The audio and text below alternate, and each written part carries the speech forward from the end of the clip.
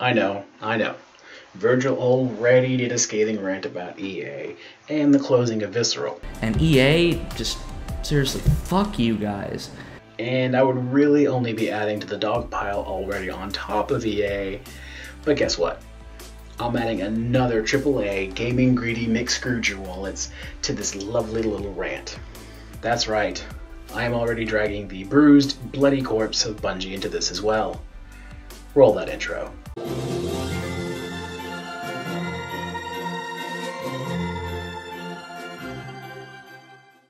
So the phrase games as a service has been tossed around a lot lately. Blizzard successfully did this with games like Hearthstone, World of Warcraft, and Overwatch to little complaint, and even sometimes praise for proper implementation. So why is this a conversation bubbling up all of a sudden? Like every other festering practice that has infested the gaming industry, you can thank companies like EA and Activision for taking a decent idea and transforming it into some disgusting perversion of the original and making it as anti-consumer as possible. So before I begin to beat this dead horse of a discussion, let me quickly explain games as a service. Games are expensive to develop, such as with the original Destiny having a $500 million budget. So many games get around this by using the as-a-service model. This isn't anything new, however. Anyone that has used Photoshop or worked in an industry that used licensed software is already pretty familiar with software as a service, or SaaS. This is an idea that has been slowly coming over into gaming as games as a service. This means you don't really own that game. You are given is what essentially is a license to use. This was already a model used in MMOs where if you stopped paying your subscription fees, you stopped having access to it. The trade-off in these type of deals, however, is that you would get a constant stream of content, usually at no extra cost. I hear some of you already saying, but free-to-play games like League of Legends let you play without paying a dime. Wouldn't that exclude them? Good question, Strawman, but no. It doesn't. Unlike other free games, free-to-play games offer premium options over the free member. For example, in League of Legends, you can expedite you getting that champion by paying more money. If you don't pay, you don't get access to that expedited process. Thus, there's an extra service being provided in exchange for money. The model is great for free-to-play games as they can allow the player to play the game for free, and other players can cover the costs with microtransactions and purchases for certain extra services like a premium tier membership or paying extra for some cosmetic items.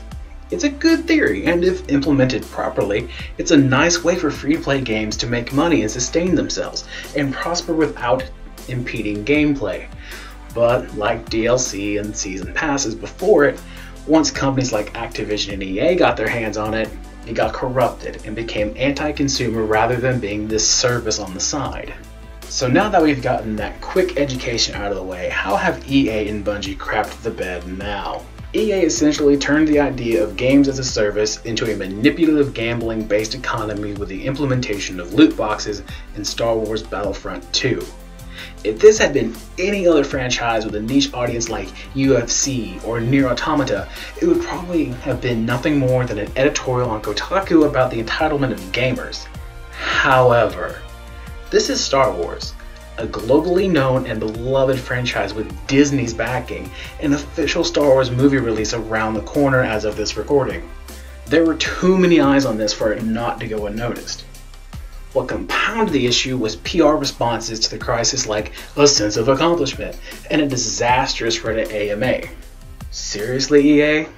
How did you think 40 hours to unlock a character would go? Did you think people would be willing to sit by while you turned Star Wars Battlefront 2 into a shooter with a slot machine-based progression system? Did no one catch this in testing? People were already leery of how Destiny 2 was handling loot boxes, and you come in and told Bungie to hold your beer and watch how to really piss off a fan base. You know what else? I'm glad you have lost nearly $6 billion in stock value as of recording this. I'm glad that Disney is breathing down your necks as you fail at every turn to make the PR go your way. I consider this revenge for what you did to Andromeda, and what you will probably end up doing to Anthem. This is karma for you closing Visceral before they even had a chance to let the world see the game they made, because you couldn't shoehorn a loot box or microtransaction in it, because no one wants a linear single player experience. Really? Because last time I checked, Last of Us 2 just won most anticipated game of the year, with Anthem not even getting a nomination. Yes, people still every once in a while want a linear, well-written game with a good story and excellent gameplay. I can't even remember some of the basic plots of the tens of open-world games Ubisoft has made, but do you know what games I do remember? I remember the story of Last of Us and how gut-wrenching that was. I remember how amazed I was with the world of BioShock Infinite. I remember how intense things got with the Metal Gear series. Yes, people out there want linear experiences now and then, and not your microtransaction riddled nightmare of an online experience. And you, Bungie. How could you go from the amazing console seller that was Halo and make the most overhyped, grindy loot fest that was Destiny? What is even worse, you turned around and charged us $60 for a $40 expansion and made the microtransactions even more egregious. You are what made me draw the line on what I was willing to tolerate in my AAA titles. Not only that, you again lock people out of content they have already paid for and put almost half of the new items introduced in your new expansion behind another paywall because that first $20 just wasn't enough.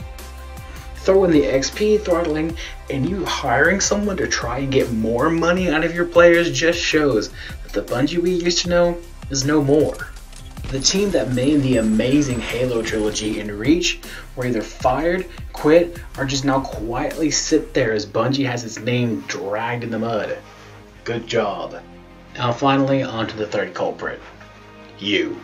Yes, you, the viewer. You and me have helped this continue. EA reports most of its sales come from these microtransactions. That's right.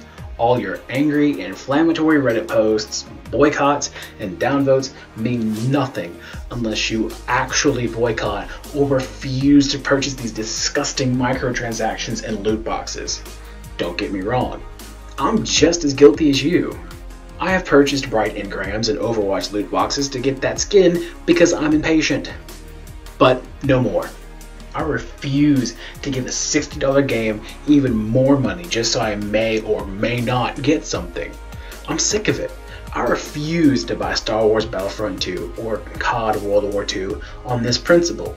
And if you want to see these type of practices either become more consumer friendly or go away entirely, put your wallet where your mouth is and pay for games that don't do this and avoid the ones that do.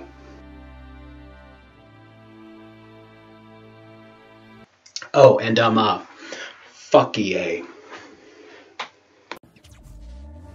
Back from the dead.